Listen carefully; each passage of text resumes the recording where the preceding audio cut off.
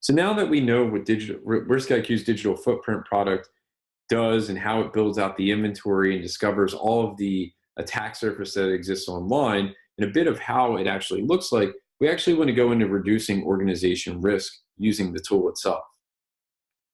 And so we're looking to push beyond visibility here. One of the great things that digital footprint brings to bear to a security team is the visibility itself. More commonly than not, when we go and speak to a customer, it's not uncommon for us to actually go and perform a discovery and find a significant amount of assets that the customer does not believe are theirs until we actually start walking through it with them. And then they start to begin to understand, wow, I had all of this infrastructure that was online that we weren't managing in any way. So that visibility is great. That's the first step. But what we really want to do is begin to have the digital footprint in our inventory become a foundation for the security team. We wanted to inform existing processes with a complete listing of assets. So you can imagine a vulnerability program, for instance, where you might be scanning all of the assets that you believe are yours today, but we may be adding a lot more information to that. And because we're able to track how your footprint evolves over time, we can essentially feed all that information directly into something like a vulnerability scanner and ensure that when you are going and applying these different security controls or security practices within the business, that you have the latest and most accurate information. We also want to work directly across the organization to reduce risk overall.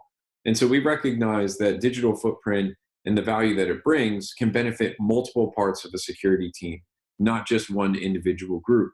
It could help vulnerability, it can help IT operations, it can help the marketing department in some cases. There's a number of different departments within security itself and even within the larger business that really can leverage the accurate inventory that we have available to us. And one of my favorite components of having the inventory available is you can start answering complex questions. Things like, are we impacted by this latest exploit? How many outdated or vulnerable systems are we actually running that are exposed online? Who owns this particular asset and what is its actual function? Should we get rid of it? Is it an orphaned one that's just costing us money?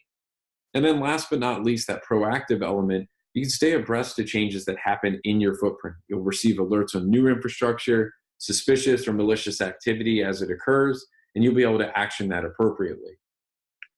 So if we walk through a couple use cases here, we can start with, we're going to basically touch on a whole different range of how we can leverage inventory to our advantage, starting with vulnerability management and remediation. One of the things that we can do here is understand software that's running inside of your environment. And so as an example, we could begin to ask the question of what servers are running Microsoft software inside of my business. And how we can do this is essentially leveraging those filters on the left-hand side or performing an asset search up top, following through the little guided menu that then builds out our query. And what's great about this is on the right-hand side in this picture, we're seeing all of the different Microsoft technology or web components that are running inside of our footprint. And so using this process, we're able to take 2,094 websites down to just 211. And so that is a much smaller grouping of assets that I'm able to work with and do something more direct. So maybe with those 211 assets, I can begin to ask the question, well, what's my current security posture for these assets, and should they be patched first? If we're looking at particular Microsoft IIS servers, for instance, if we know that we're running version 7.5 and that version 8.5 is deployed in production, there may be some vulnerabilities that exist with that older version. We can then filter those assets out, download those assets directly, either exporting them or using our tool to send them somewhere else, and essentially start performing a deeper analysis on top of them. We might want to perform scans more often. We may want to go and apply the patches that are out there. We may want to identify if there's a mitigating control in place that actually protects these assets from being exploited in some form.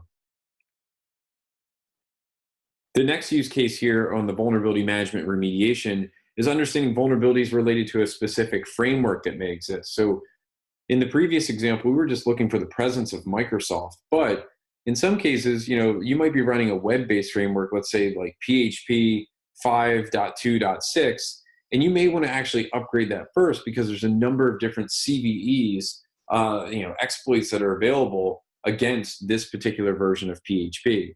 And so again, using the asset search, we can actually go down, drill all the way down for websites that are confirmed in our inventory that have the reference of running PHP technology and then have a CVSS score of over 8.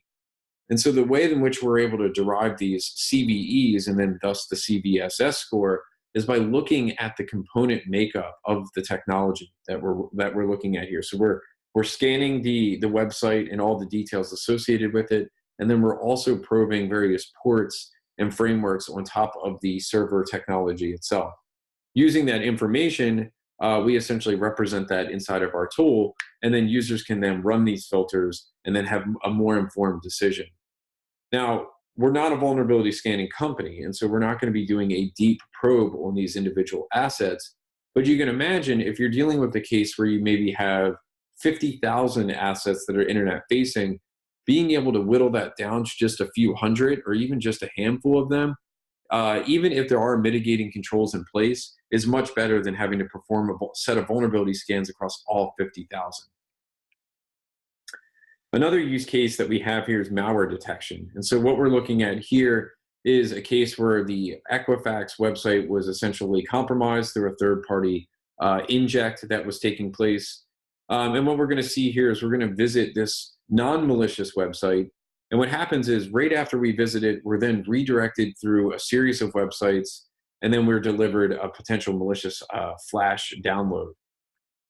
And so again, making use of our virtual user technology where we go out and crawl these pages, we're actually able to observe the full sequence that takes place from that Equifax page all the way down to the page that's delivering that malicious code.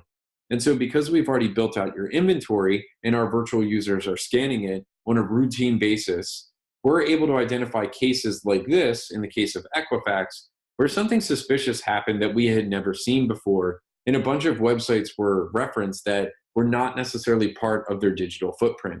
And in this particular case, what we would have raised was an infrastructure change event or a malware event that then lets the customer know that, hey, one of your websites is acting weird, with all the requisite details for them to be able to go and clean it up. Another great use case for having a digital footprint and understanding all of your inventory is identifying shadow IT. And so I have two images here, both IP addresses that have login panels to different technologies. Some of them running on standard ports, some of them running on higher end ports that are not typically common.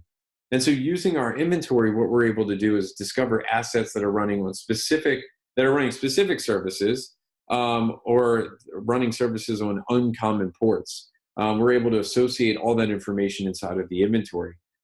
We're also able to use particular rule logic that allows us to say, show me all the assets in my inventory that have services running but are not connected to a host name. And so in this particular case, this is one of the queries that we did. Up in the top image, we're able to actually identify a login, a corporate login for VPN that did not actually have any host names associated with it. It was just an IP address. And so if I was a business and I was managing all of my infrastructure, I may have missed this or I may not have accounted for it. Or it may be something I've completely accounted for, but I may want to put a domain name on top of it. And what's great about this is that once you actually have identified that shadow IT, if you've went and identified and put ownership or business function information directly into your inventory, you can then go and identify the department that's responsible for that infrastructure and actually work with them to get it fixed or remediated in some form. Another use case here is mass configuration compliance. So we know that OWASP has great recommendations for security. And one of the things that we could do here is we could begin checking individual assets inside of our inventory for things that are lacking, let's say, cross-site scripting protection. Maybe it's lacking, the strict transport security protocol. Maybe we have cases where we have a login page that's taking username and password that is not being delivered over HTTPS. These are all questions and items that we could start to do and filter within our inventory.